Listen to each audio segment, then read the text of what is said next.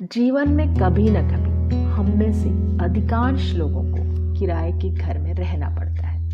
सबके कारण अलग अलग हो सकते हैं। आप अपने घर से दूर बाहर नौकरी करने जा रहे हैं तो दूसरी जगह किराए का घर लेना आपकी जरूरत बन जाती है। न जाने कितने घरों को बदलते बदलते आपकी जिंदगी गुजर जाती है। अगर मकान मालिक ढंग का मिल गया तो आप भाग्यशाली हैं। अगर मकान मालिक खड़ूस मिल गया तो भैया फिर तो भगवान ही आपका मालिक है। ये कहानी भी ऐसे ही किराएदार की है जिनके जीवन का बड़ा हिस्सा सिर्फ सामान शिफ्ट करने में गुजर गया। किराएदार के हालातों और मनः स्थिति पर प्रकाश डालती है ये कहानी जिसका नाम है किराएदार। माधवी अपने 5 महीने के बच्चे के साथ नए किराए के घर में शिफ्ट हुई।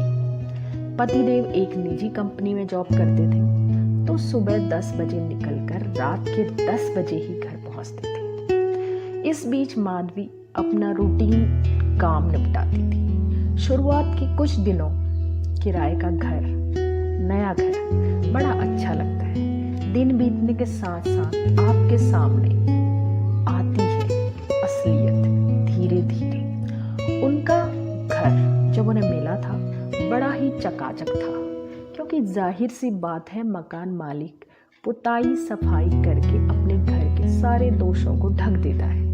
लेकिन जब वो पुताई का आवरण धीरे धीरे उतरता है तो आप रूबरू होते हैं घर की सच्चाई से। उनका कमरा ग्राउंड फ्लोर पर था। दरवाजा सीधे मेन रोड पर खुलता था, इसलिए बाहर घूमने टहलने की जगह नहीं थी क्योंकि रोड थी, और ना ही कपड़े फैलाने की जगह थी। कपड़े धोकर फैलाने की जगह सिर्फ 3 मंजिल ऊपर छत पर थी। धीरे धीरे समय बीत रहा था और घर की दीवारों की परतें भी धीरे धीरे उतर रही थी।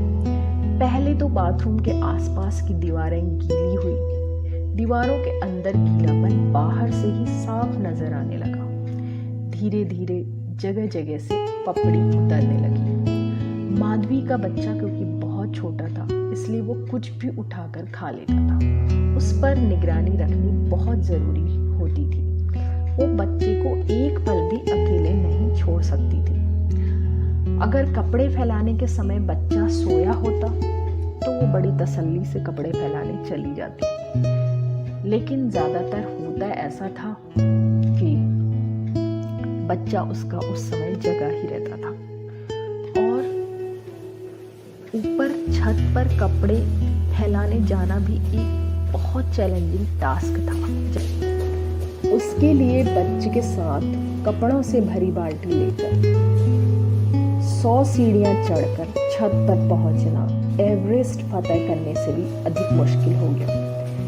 एक पत्नी जो कि घर में रहती है, वो भी किराए का घर। अक्सर पति उसके साथ आने वाली रोजमर्रा की समस्याओं से अनभिज्ञ ही रहते हैं क्योंकि वो ऑफिस के काम में वैसे ही बहुत व्यस्त होते हैं। माधवी के साथ भी कुछ ऐसा ही था। बच्चा धीरे धीरे बड़ा हो चुका था। अब तक घर की दीवारें पूरी तरह से धुल चुकी थी। उनके अंदर प्लास्टर साफ नजर आने लगा था। जिन जगहों में धुली नहीं थी उन जगहों में फफोले से उभर गए थे जो उसका बच्चा अक्सर ही तोड़ तोड़ कर खा जाता था। अक्सर किचन की सफाई करते समय उसका सामना भयानक लंबे कनखजूरों से हो गया जिनके हजारों पैर थे। कनखजूरों को देखकर वो बहुत दहशत में थी। किसी दिन बच्चे के कान में घुस गया तो सोचकर वो चिंताग्रस्त हो जाती। मगर चारा क्या था, अभी तो 1 साल भी नहीं हुआ कमरा बदले हुए। कभी कभी किराएदार होना भी एक गुनाह की तरह मालूम पड़ता है। आखिर कितनी बार कोई अपना बोरिया बिस्तर एक जगह से दूसरी जगह फिर तीसरी जगह शिफ्ट करे। हाय, वो पैकिंग और अनपैकिंग। एक किराएदार बहुत ही अच्छी तरह से इस परेशानी को महसूस कर सकता है। फिर भी वो शिफ्टिंग में होने वाला सामान का नुकसान, कई तरह की चीज़ों का टूट जाना, बर्बाद हो जाना, अगर आप किराएदार हैं तो शायद ज़्यादा बेहतर तरीके से और दिल्ली जैसे शहरों में ब्रोकर के चार्जेस, एडवांस रेंट 1 या 2 महीने का, भला इस तकलीफ को एक किराएदार से बेहतर कौन समझेगा। माधवी ने सोचा था अब की बार अपने पति को घर बदलने के लिए मजबूर नहीं करेगी, जैसे भी हो जब तक हो इसी घर में रहेगी। मगर दुर्भाग्य, ये बहुत दिन तक संभव न हुआ, क्योंकि ठंड के दिन आ गए। ग्राउंड फ्लोर में सीलन तो थी ही, और सूर्य देवता की एक किरण भी वहां पहुंचने से कतराती थी। वो धूप सेके बिना गुजारा कर भी ले, मगर छोटे से बच्चे के लिए धूप बहुत जरूरी थी, और उसे लेकर रोज छत पर जाना, हाय रे दैया, मृत्यु तुल्य कष्ट था। एवरेस्ट की चढ़ाई में घर के कपड़ों को, बिस्तर को भी धूप दिखाना नामुमकिन सा हो गया था।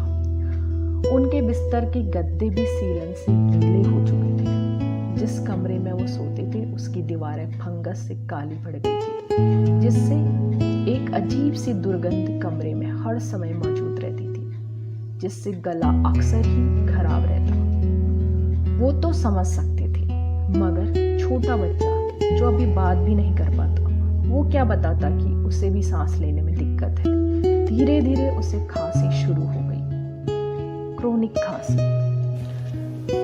आज फिर माधवी ने खूब सारे कपड़े धोए थे, मगर दिमाग में एक दहशत थी, एक डर था, अभी छत पर पहुंचेंगे कैसे।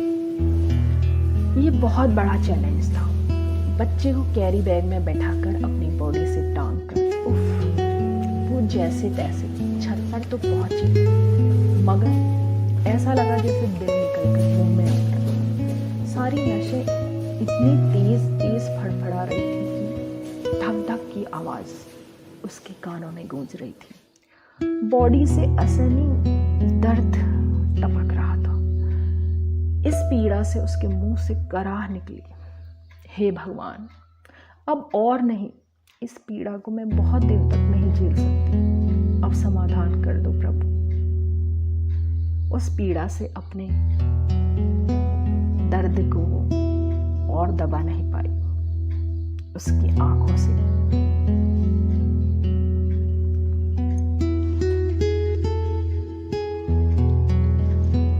शरीर में हुए इस दर्द को उसकी आंखों ने बयां किया। आंसू उसके कपोलों पर ढलक पड़े। रात को जब उसका पति घर आया, दोनों साथ में खाने के लिए बैठे, तो उसने अपने पति से कहा, सुनो।